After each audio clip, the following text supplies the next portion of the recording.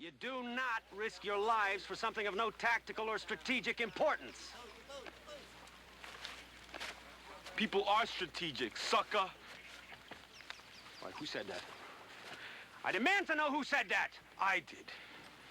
No, you didn't. I did. I think I did. Wait a minute, I said it. Hey, no, I said it. It was me, man. No, it was me, sir.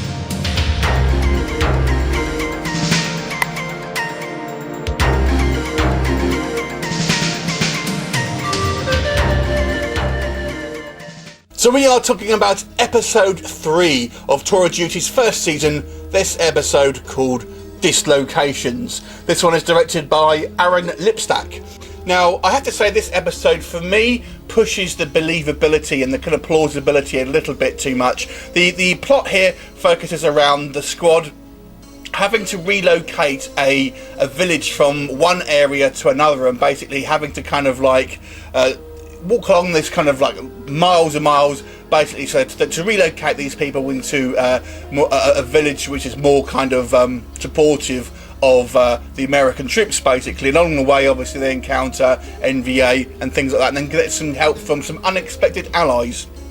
So this episode is not really focused on any one particular character. Lieutenant Goldman gets a bit of a love interest here, with one of the special guest stars being Tia Carrere, who plays one of the villagers.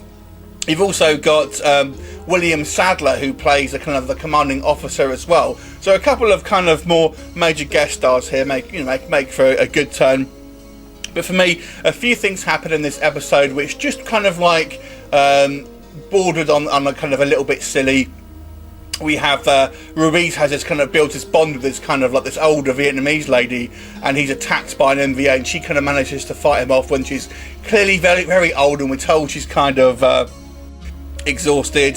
The forced melodrama as well between Goldman and Tia Carrere's character, unfortunately, is a shadow of things to come for episode 2, where they're kind of forced to have more of a kind of a romantic subplots and stuff like that.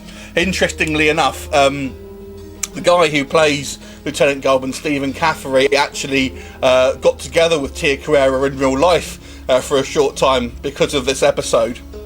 But there's just a few things here that I felt were just kind of like bordering on implausible, the way the kind of the Viet Cong maybe act in a certain way, things like that. So just kind of it gets a little bit melodramatic for my tastes, to be honest with you. What I did like about this episode, I liked the kind of the interaction with some of the villagers here. Now, in one scene, the American troops seem to be quite kind of creepy, as they're sort of trying to coerce young girls for sexual favours, and it's quite obviously it's quite uncomfortable to look at, but ultimately this kind of thing did happen, so it's kind of important to kind of show it, I suppose.